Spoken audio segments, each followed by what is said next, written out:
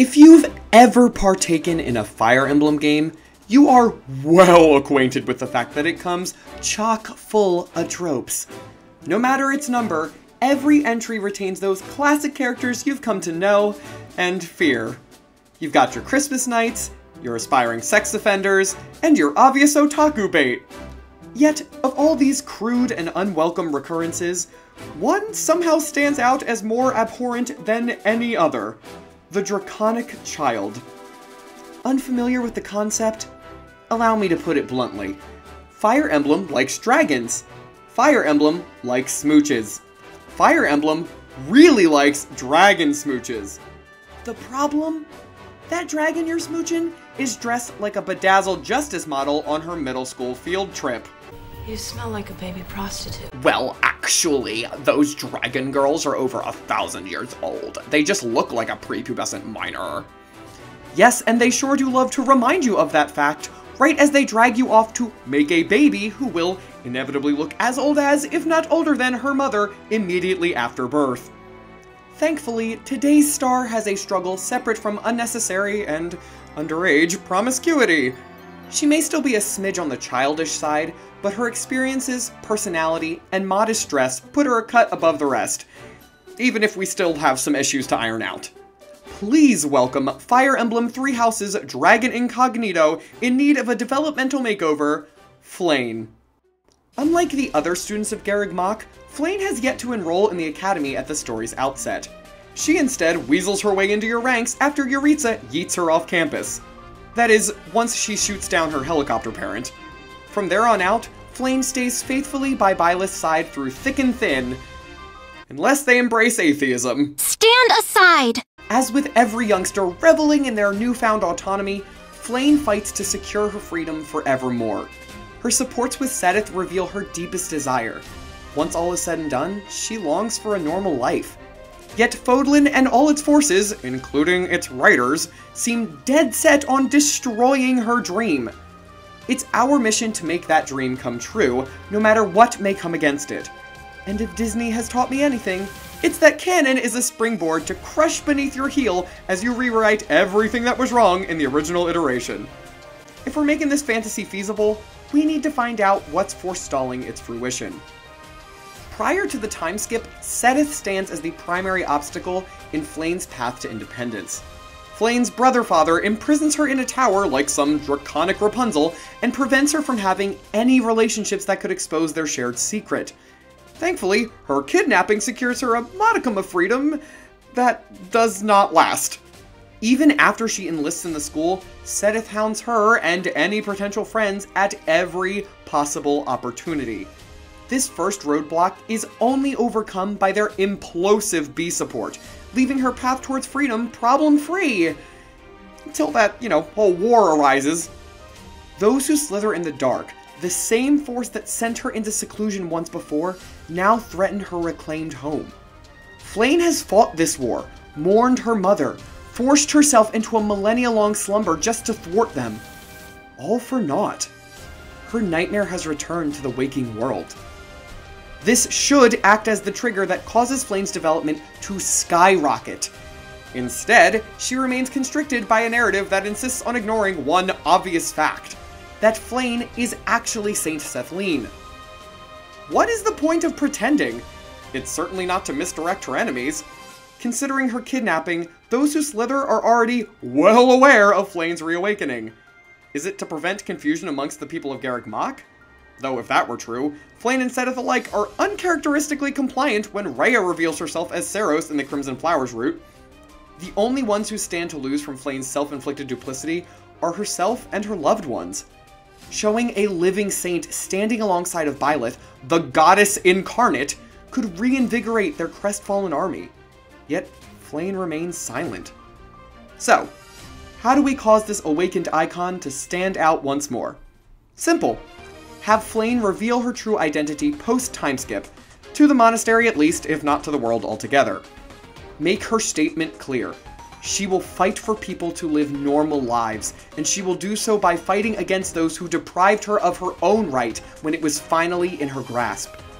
This unblocks the obstacles that have prevented her development and provides a clear next step in her character progression. Would this occur in every route? Not necessarily, but it would at the least be a staple of Silver Snow.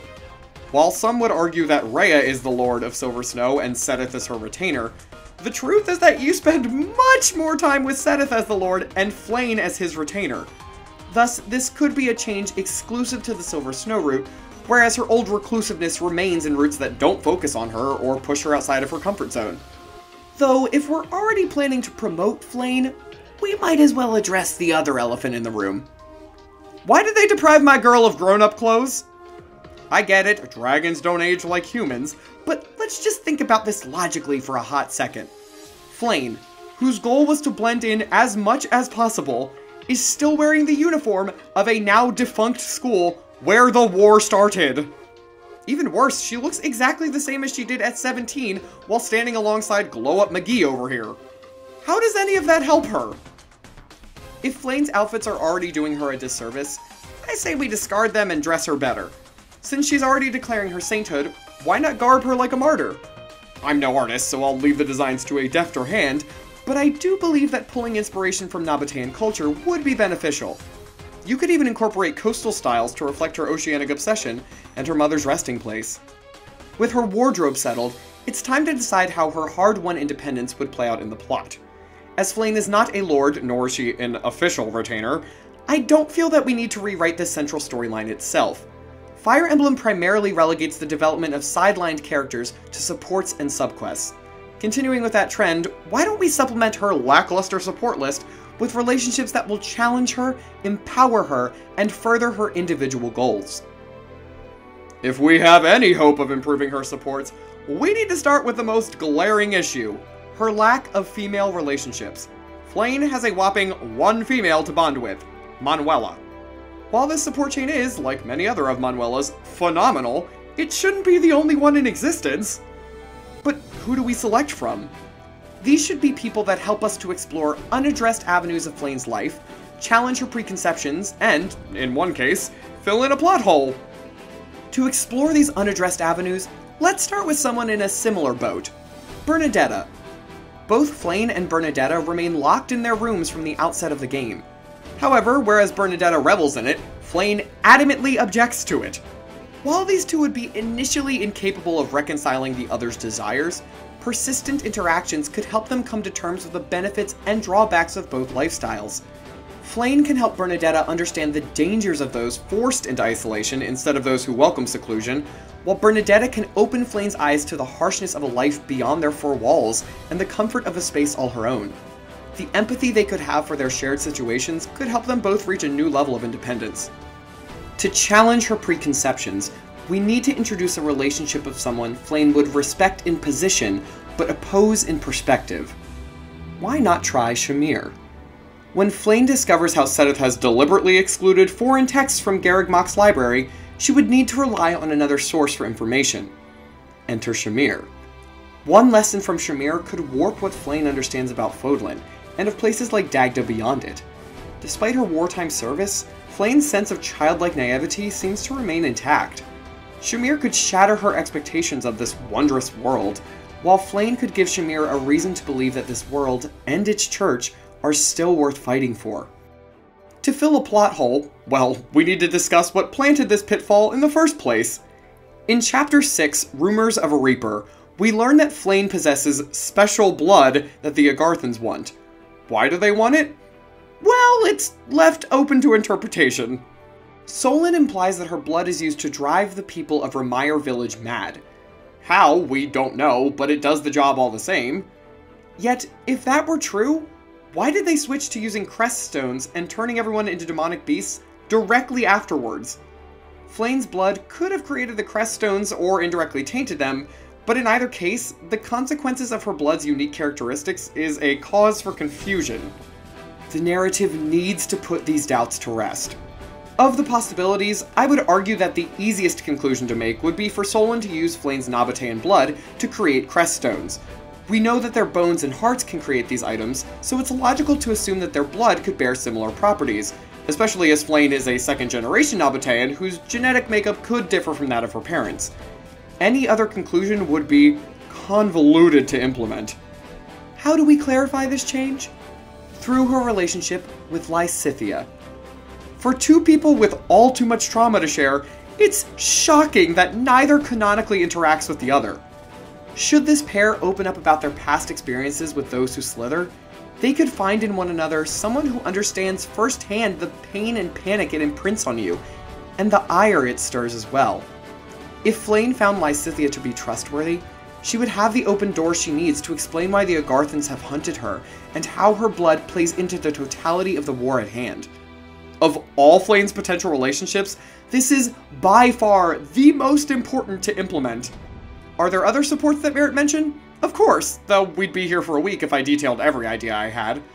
Honorable mentions include a support with either Catherine or Cyril to expand on Flayn's supposedly familial relationship with Rhea, a fishing-centric support with her uncle, Aloise, that dives into the relationship she had with and the loss of her mother. An academic support with Petra, with both attempting to better their apparently abnormal speech patterns, and a literary support with Ash, where the two explore the truths behind the legends he obsesses over. With a newfound goal to pursue and relationships to develop, there's only one aspect left to finalize: her endings. Flayn's end cards boil down to two essential outcomes: disappearing into obscurity, or living in tandem with her husband of choice. The first outcome confuses me. Why leave immediately after the war? Sure, she fled from the First War too, but that was to recover from an injury that modern-day Flayn does not face. Was it to avoid suspicion about her true identity? Though if that were the case, then her other endings have her forsake security without any reason. Romance doesn't usurp her personal safety either, since multiple endings describe how Seteth and Flayn remained in Fodlan for years as they helped restore the church without partners of their own. Even Rhea forgoes this precaution, living it up in Xanadu with her bodyguard. The more that I unpack this possibility, it seems to be a means to counteract Seteth's paranoia. But for Flayn to cave and Seteth to dread would be to undo the development of both characters. Not only that, but it deprives Flayn of her desire for a normal life. It plays out like the bad ending of a visual novel instead of the satisfying conclusion to an 80+ hour SRPG. These endings don't need adjustments, they need eradication. Whether Seteth lives or dies, Flayn's solo ending should establish her as a self-sufficient force in Fodlan.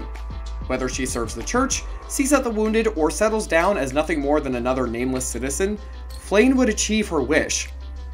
Her ending with Seteth could have them retreat into their respective slumbers after they've completed a satisfying lifetime in Fodlan post-war. That, and have Daddy Draggy allow for them to at least live as father and daughter, even if they still rely on aliases.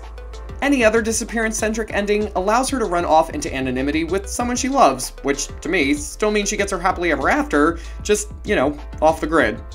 Beyond her Vanishing Act end cards, Flayn can make a name for herself alongside of her chosen husband. While I'm not ordinarily a fan of ambitions that amount to whatever my honey bun wants, with Flayn, her aim can be accomplished regardless of what her occupation is. If she finds freedom and fulfillment by ruling over Fargus, posing for paintings, or cooking for coin, so be it. There's one last ending we ought to address: her S support with Byleth. Sure, the aftermath is flawless, but the support itself is uncomfortable. If you've yet to watch it, the first half of the conversation centers around Flayn interrogating Byleth about their gender. While I would understand why Flayn wonders whether or not you're her grandmother made flesh, it taints what's meant to be a romantic moment with this ill-paced, off-color humor. My suggestion? Toss the subject out entirely. If it's not important enough for Seteth to mention it in his marriage proposal, it has no place in Flayn's. Allow her and Byleth to bond over two beings who will outlive all of their friends, and let Flayn share about how scared she's been to find a mate that may succumb to death before her. But now she can be safe and free, living forever with someone who she need not hide from. She deserves this happy ending. With everything from outsets to endings now rewritten, our work with Flayn has come to an end. In my professional opinion, Flayn has the potential for one of the most unique and powerful character arcs in the entire game, if only the narrative had not restricted her so thoroughly. For the record, I never expect developers to take this much care with each character, which is why I find such beauty in us discussing this together instead. Tell me, What did you think of our reconstructed concept for Flayn? If you would have done anything different, I'd love to brainstorm more with you. Should you have any other suggestions in mind for other Fodlanites in need of fixing, let me know in the comments below. If not, then this is where we shall part ways. Until we get to adventure together again, go find a way to be heroic in your own communities, and may the goddess Sothis protect you.